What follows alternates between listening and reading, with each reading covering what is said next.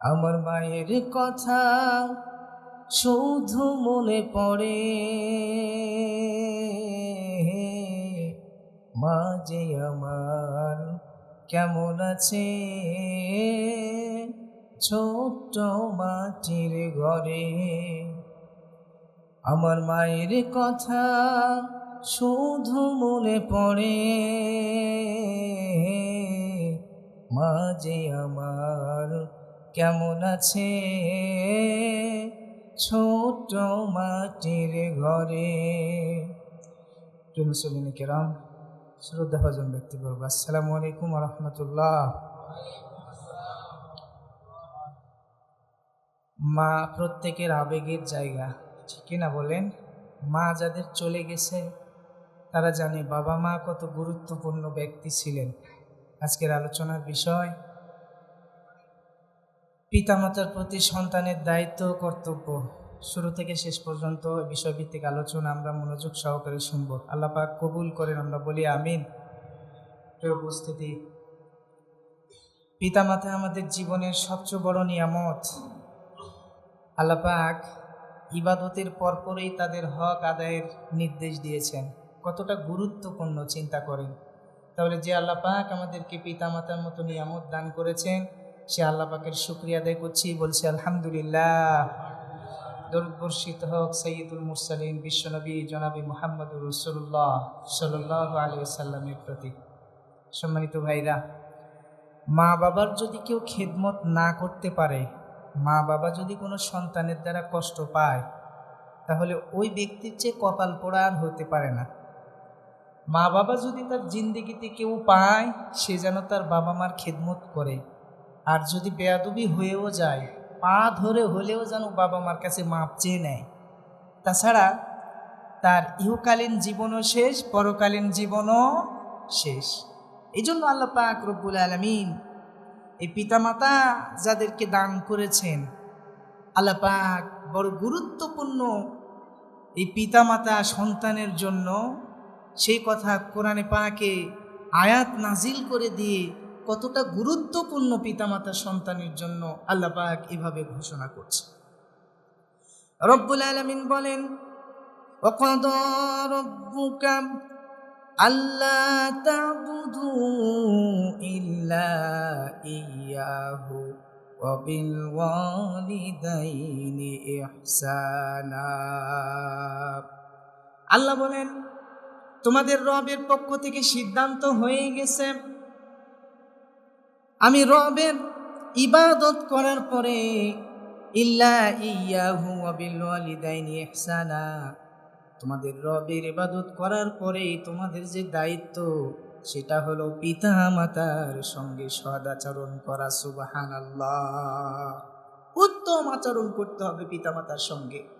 আপনি যত বড় সাহেব হন, হাজী সাহেব, মাওলানা সাহেব, অনেক গুণ আপনার, কিন্তু পিতা মাতাকে কষ্ট দিয়ে কথা বলেন, পিতা মাতাকে যদি কষ্ট দেন, পিতা মাতা যদি আপনার মাধ্যম দিয়ে কষ্ট পায়, উপ শব্দটিও বলে, আপনার দুনিয়া আখিরাত সব কিছু শেষ হয়ে যাবে। দুনিয়াতে রিজিকে বরকত হবে না, আখিরাতে জান্নাত আপনার কপালে জুটবে না। কতটা গুরুত্বপূর্ণ আপনার বাবা মা আপনি চিন্তা করে দেখেন। আল্লাহর ইবাদতের পরপর যার সঙ্গে ভালো ব্যবহার করার কথা বলা হলো, তারাই হলেন আপনার বাবা এবং মা। ভালো আচরণ করা, শ্রদ্ধার সঙ্গে, বিনয়ের সঙ্গে, সুন্দরভাবে তাদের সঙ্গে কথা বলা। রব্বুল আলামিন বলেন, ওয়াকফিদ লাহুমা জানাহায-যুল্লি মিনার রাহমা, তাদের সঙ্গে এমন বিনয়ের সাথে কথা বলা, এমন রহমতের নজরে তাদের দিকে দেখা, তাদেরকে আগলে রাখা। তাফসিরে কাবির, তাবারি, কয়েকটা তাফসিরে জানাহায-যুল্লির ব্যাখ্যায় দেখেছি,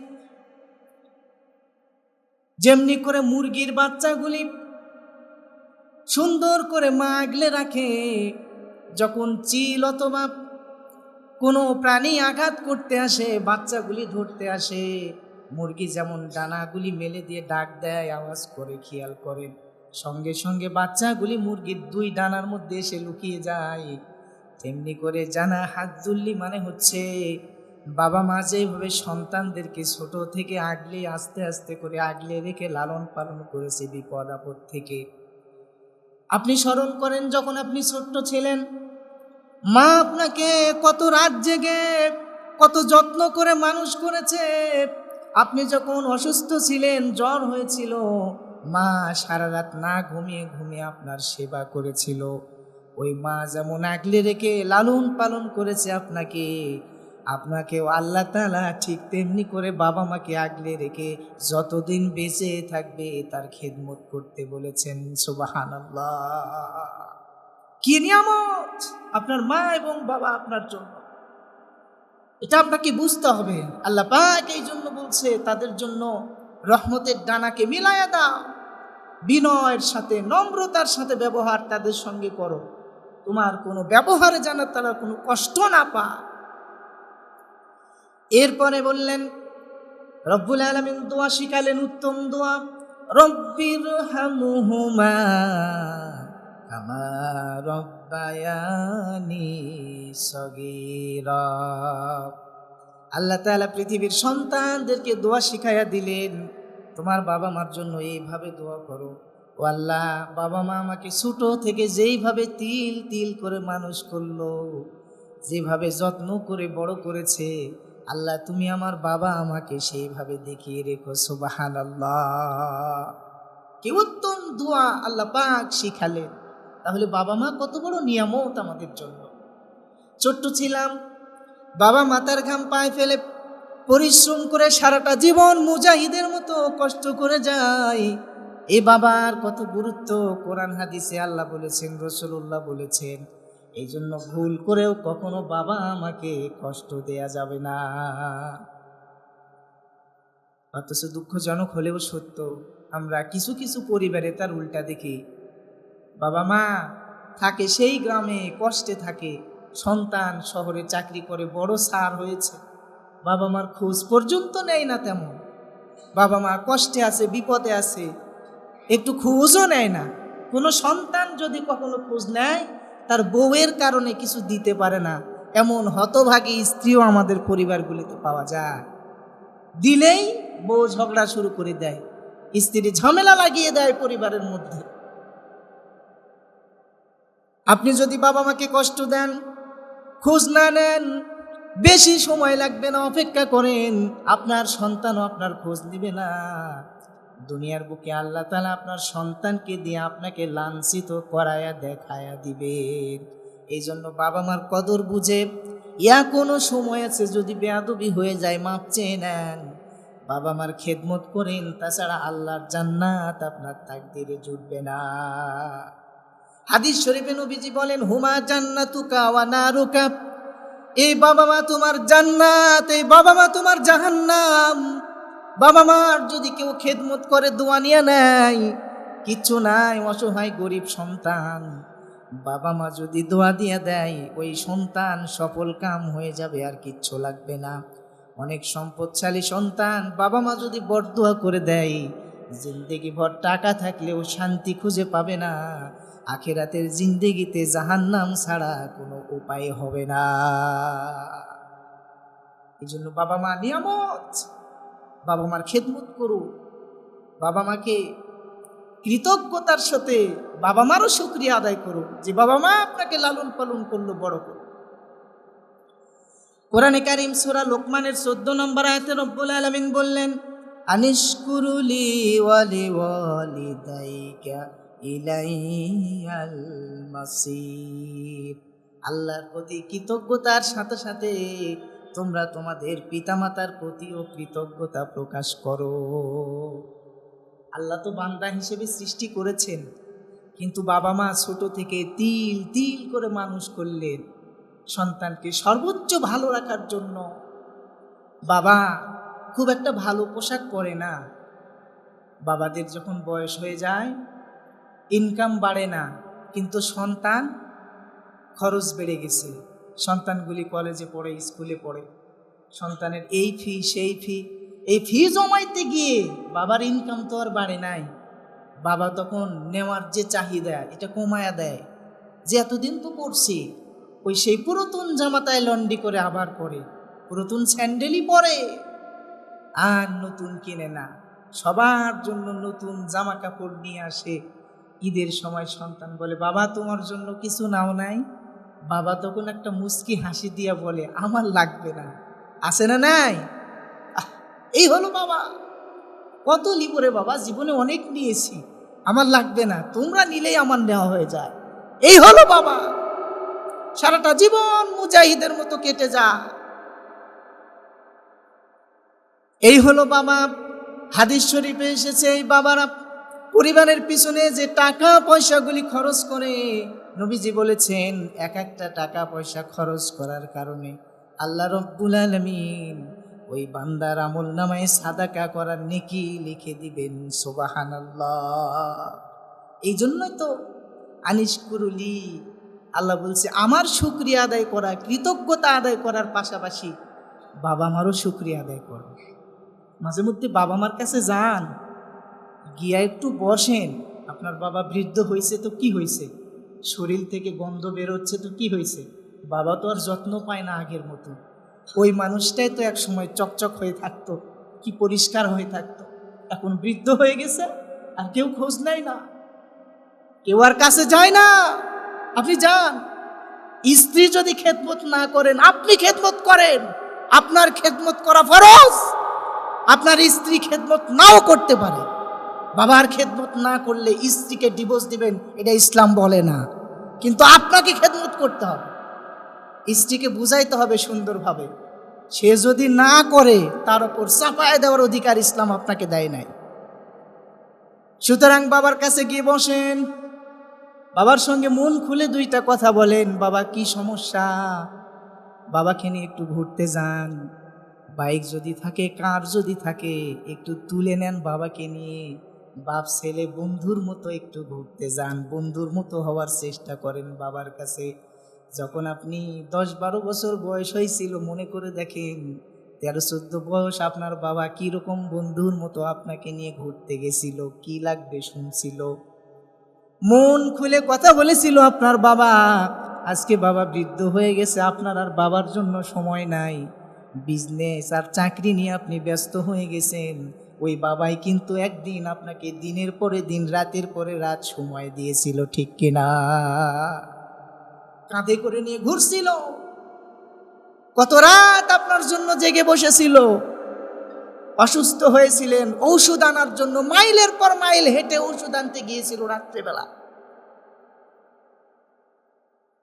এই জন্য বাবার শুকরিয়া আদায় করুন।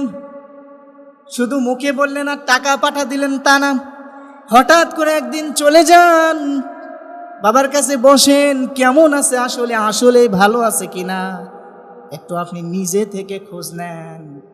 নিজে থেকে খোঁজ নিয়ে বাবা যদি আপনার উপর খুশি হয়ে যায়, বাবা মা খুশি মানে আল্লাহর আরশ আপনার প্রতি খুশি হয়ে যাবে। সুবহানাল্লাহ। মা কত বড় নিয়ামত। মার ব্যাপারে হাদিস শরীফে এসেছে যে বাবা এবং মার মধ্যে কার হক বেশি, উম্মুকা উম্মুকা উম্মুকা। তিনবার হাদিসে নবীজি মার কথা বললেন, তারপর বাবার কথা বললেন। এই মা জননীর গুরুত্ব কি কম? দেখে কত কষ্ট করে মানুষ করেছে মা। শীতের রাত, এই যে এই সময় বোঝা যায়, একদিকে পেশাব করে দিয়েছিলেন আপনি ছোট্টবেলা, আর একদিকে নিয়েছিল, আর একদিকে পেশাব করে দিলে মা জননী বুকের উপর নিয়ে নিয়ে সময় কাটায় দিয়েছে। আবার মা কখনো খেতে বসেছিল, আপনি পেশাব করে দিয়েছিলেন, রাগ হয় নাই, খেতে বসেছিল পায়খানা করে দিয়েছিলেন, তারপরও রাগ করেন নাই। এই হলো মা। অথচ বাবা মা বৃদ্ধ হয়ে গেলে এই বুড়ো বুড়ি বুঝে না, শুধু বক বক করে।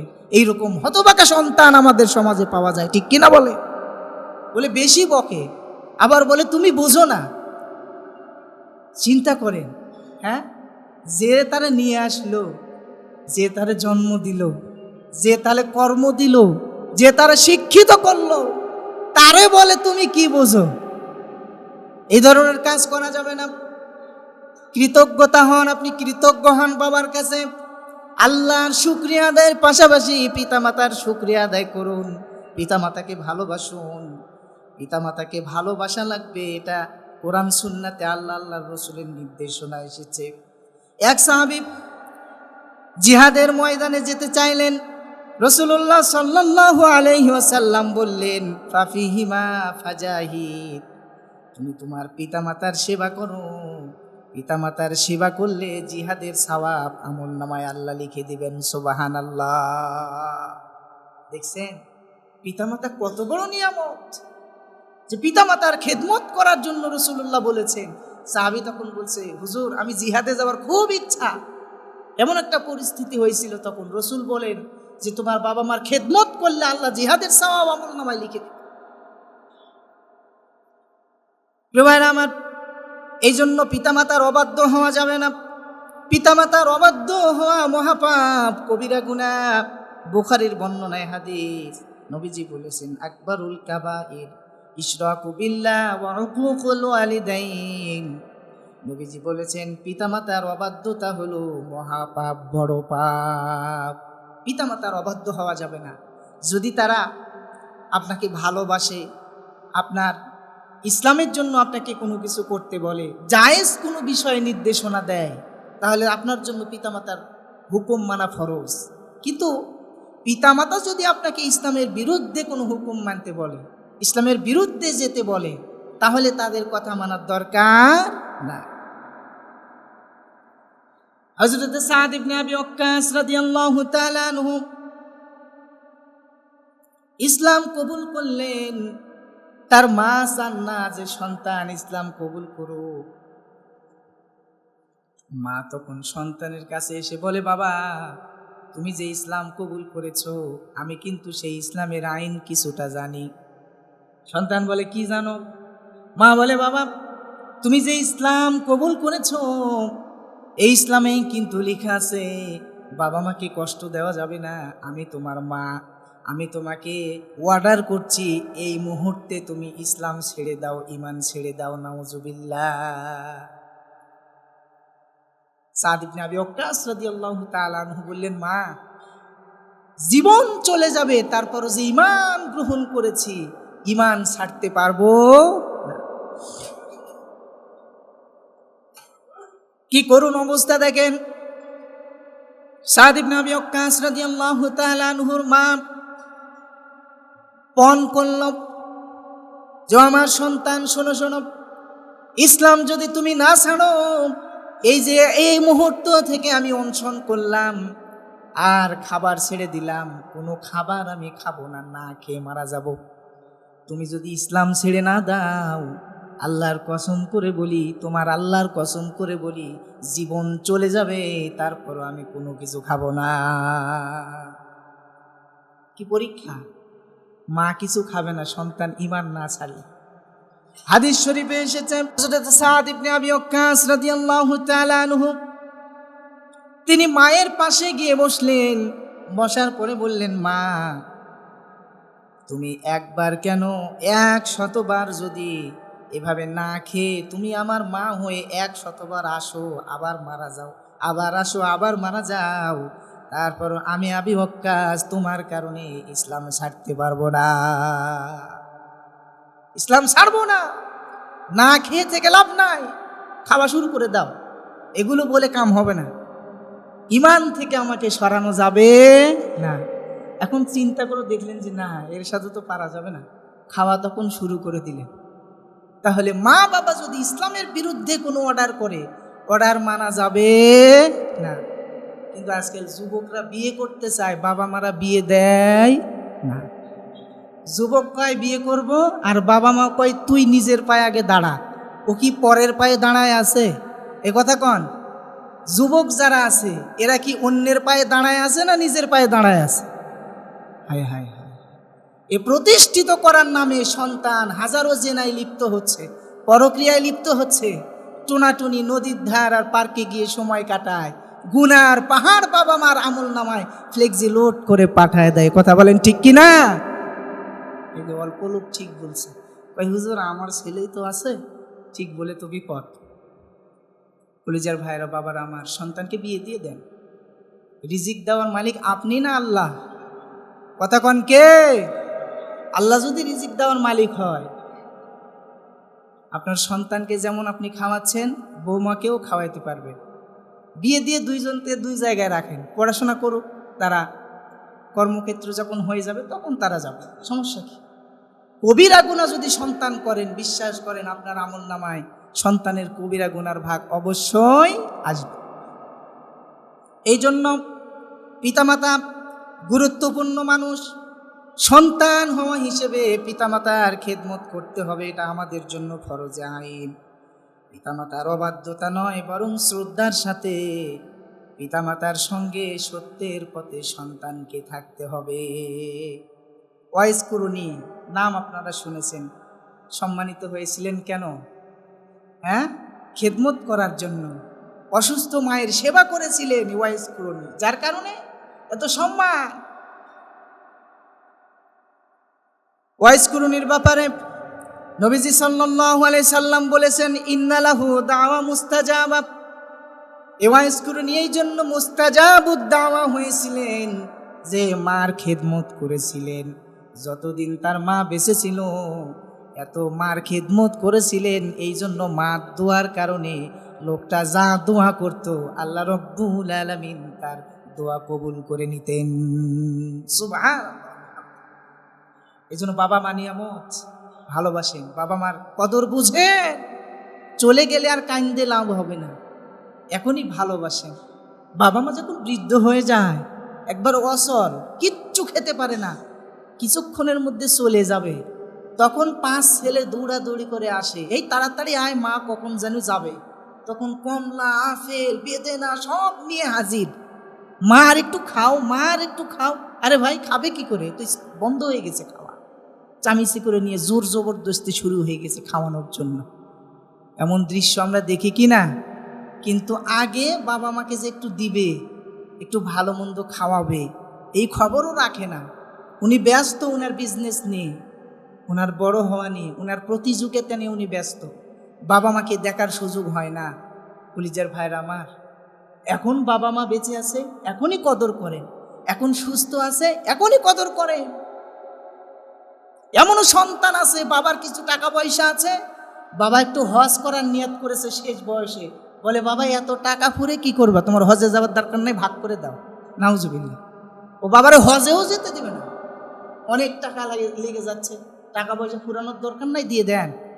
কিন্তু দায়িত্ব ছিল আপনার যে বাবা জীবনে তো কম পরিশ্রম করলা না, বরং আমরাই টাকা দিচ্ছি, তুমি একটু হজ করে আসো। বাবার কলিজা ঠান্ডা হয়ে যেত, ঠিক কিনা বলেন? এরকম করে কষ্ট দিবেন না। বাবা মাকে যদি আপনি কষ্ট দেন, আপনার সন্তানও আপনাকে কষ্ট দিবে। বাবা মাকে যদি আপনি গালি দেন, আপনার সন্তান আপনাকে ঘাড় ধাক্কা দিয়ে বাড়ি থেকে বের করে দিবে। আব্দুল্লাহ ইবনে উমর রাদিয়াল্লাহু তাআলা আনহু, তিনি একবার হজ করতেছিলেন। হজে গিয়ে তিনি দেখলেন এক ব্যক্তি মাকে কাঁধে নিয়ে তাওয়াফ করছে। মাকে কাঁধে নিয়ে তাওয়াফ করা অবস্থায় লোকটি জিজ্ঞাসা করলেন, আব্দুল্লাহ ইবনে উমর, আমার মায়ের হক আমি আদায় করতে পেরেছি নাকি? মনে করছে যে পিঠে করে নিয়ে তাওয়াফ করছি, এত কষ্টের কাজ করছি, আমার মার হক বুঝে আমি আদায় করে ফেলছি। আব্দুল্লাহ ইবনে উমর রাদিয়াল্লাহু তাআলা আনহু তিনি বলেন, তুমি মাকে নিয়ে তাওয়াফ করতেছো, মনে করো না হক আদায় করে ফেলেছো। মা যে প্রসব যন্ত্রণা, যে কষ্ট করে তোমাকে লালন পালন করেছে, তার কিঞ্চিত পরিমাণ হক তুমি এখনো আদায় করতে পারো নাই। মা কত বড় নিয়ামত, এ বাবা মার হক কখনো আদায় করা যাবে না, অসম্ভব। এ হক আদায় করা যাবে না। ভালোবাসুন, কদর করুন, যত্ন নিন। এই বাবা মা নামক জান্নাত যখন চলে যাবে দুনিয়া থেকে, তখন কেঁদে কেঁদে আপনি আর ওই দরদ মাখা মুখগুলি খুঁজে পাবেন না। কিচ্ছু চায় না, স্বার্থ ছাড়া শুধু দুটি মানুষ আপনাকে ভালোবাসে, একটা হলো মা, একটা হলো বাবা। বিদেশ থেকে যখন প্রবাসীরা আসে, ব্রিফকেসে কত কিছু নিয়ে আসে। বউ বলে এই আনিছো, সেই আনিছো, কি আছে। শালি বলে এই সেই, শাশুড়ি বলে এই সেই, আরও কত কি। শালা বলে আমার কি। কিন্তু বাবা মা বলে বাবা তুই কেমন আছিস, তো চেহারাটা কেমন যেন শুকনো লাগে। এই হলো বাবা মা, কিচ্ছু চায় না। কলিজা দিয়ে যে দুইটি মানুষ আপনাকে ভালোবাসে, সেই দুইটি মানুষ হলো বাবা এবং মা। এদের অবদান ভোলা যাবে না, কোনোদিন এই ঋণ শোধ করা যাবে না। এই জন্য মার কদর করুন, মাকে ভালোবাসুন, যত্ন নিন। দুনিয়া এবং আখেরাত চেঞ্জ হয়ে যাবে আপনার। মা মা মা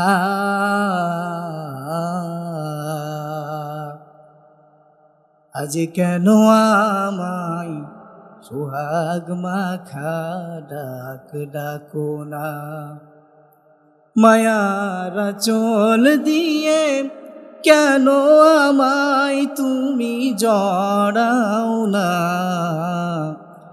আজ কেন আমায় সোহাগ মাখা ডাক ডাকো না। কোথায় হারিয়ে গেলে তুমি, সারাক্ষণ তোমায় খুঁজি আমি। ঠিক কিনা বলেন? যাদের মা চলে গেছে তারাই জানে। কোথায় হারিয়ে গেলে তুমি, সারাক্ষণ তোমায় খুঁজি আমি। মা বলে এত ডাকি, ডাকি শুনতে পাও না, আজ কেন আমায় সোহাগ মাখা ডাক ডাকো না। ঠিক কিনা বলেন? সন্তান যতই বড় হোক মার কাছে ওই খোকায় থাকে, ওই ছোট্টই থাকে। অনেক রাত হয়ে গেছে, আপনি বাইরে গেছেন বিশেষ কোনো কাজে, রাত 1টার সময় ফিরেছেন, 1টার সময় এসে পড়ানো করেন আর কলিং চাপেন, স্ত্রী ঘুমায়, সন্তান ঘুমায়, সবাই আপন আপন ব্যস্ত। কিন্তু আমার অসুস্থ মা কোনোরকম খোঁড়ায়া খোঁড়ায়া হাঁটে। ওই মাও যদি চকিতে এক কোনায়, ভালো জায়গা তো দেন নাই, যে ঘর অচল, যে চকি অচল, খাট না, ওই দুর্বল এক কোনায় রেখেছেন, মা পড়ে আছে। ওই মা জননী খোঁড়াইতে খোঁড়াইতে আপনাকে দরজা খুলে দেওয়ার জন্য যাবে।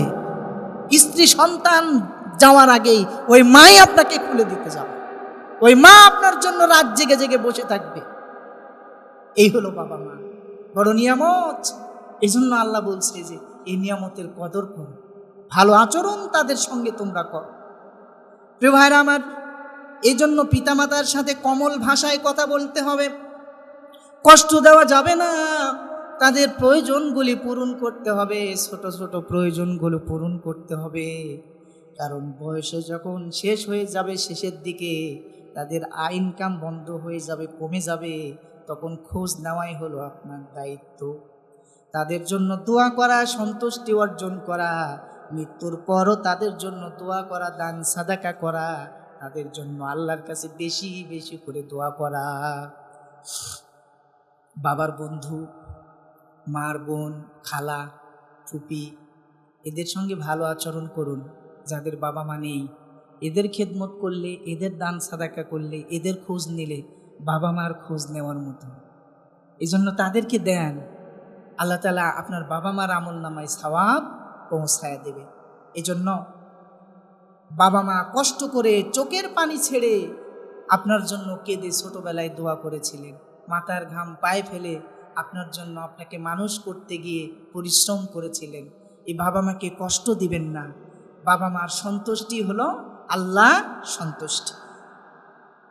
হাদিস শরীফে এসেছে, তিরমিজির বর্ণনা, রিদাল্লাহি ফি রিদাল ওয়ালিদাইন, সাখাতুল্লাহি ফি সাখাতুল ওয়ালিদাইন।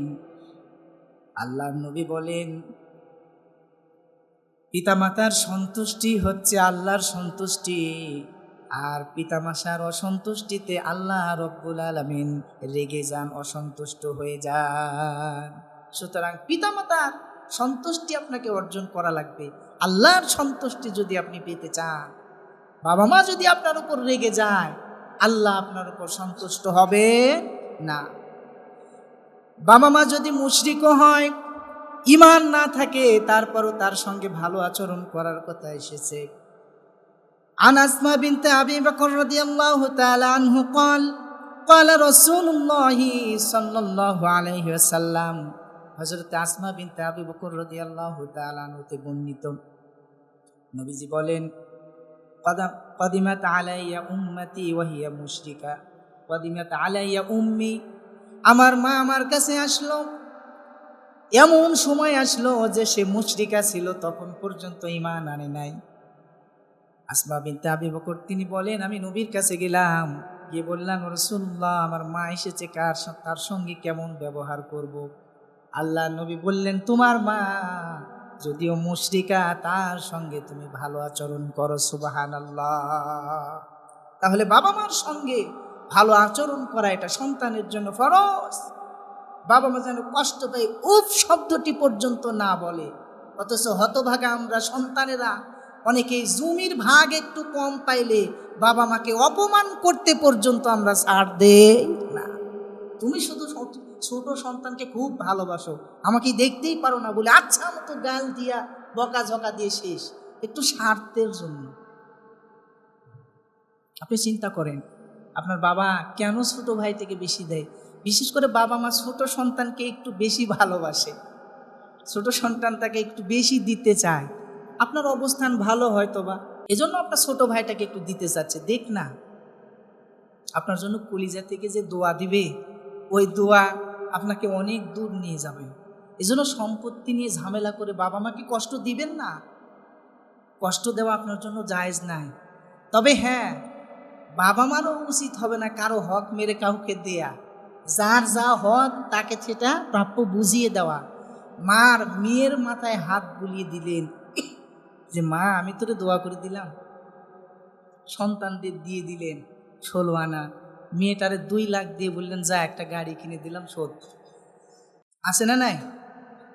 জামাই বাবা আসো, দেখে একটা গাড়ি কিনে দিছে 2 লাখ টাকা দিয়ে। হ্যাঁ, সন্তানদেরকে দিয়েছে মনে করেন 15 লক্ষ 20 লক্ষ করে, আর জামাইকে 2 লাখ টাকার গাড়ি কিনে দিয়ে শোধ। এ যথেষ্ট, তুমি যাও, হয়ে গেছে, তোমারে দোয়া করে দিলাম। এই আইন আপনাদের কে শিখাইছে? ইসলামও এই আইন তো আপনাকে শিখানো হয় না, শরিয়া এই বিধান আপনাকে দেয় নাই। যার যতটুকু প্রাপ্য ততটুকু বুঝিয়ে দেওয়া আপনার জন্য ফরজ।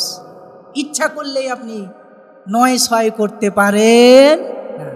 প্রিয় উপস্থিতি, এই জন্য আমরা সন্তানরা বাবা মার খেদমত করব, বাবা মা যেন আমাদের মাধ্যম দিয়ে কোনোভাবে কষ্ট না পায়। এই জন্য আমরা বাবা মার সব সময় খেদমত করার চেষ্টা করব। বাবা মা রাজি খুশি তো আল্লাহ আমাদের প্রতি রাজি খুশি হয়ে যাবে। আর বেশি বেশি করে দোয়া করব, রব্বির হামহুমা কামা রব্বায়ানি সগীরা। সবাই বলেন রব্বির হামহুমা কামা রব্বায়ানি সগীরা। আল্লাহ পাক আমাদের বাবা মা যারা বেঁচে আছে হায়াতে তৈবা সিহাতে কুল্লিয়া দান করেন। যাদের বাবা মা দুনিয়া থেকে চলে গেছে জান্নাতের সর্বোচ্চ মাকাম আল্লাহ দান করেন। সবাই বলেন আমিন।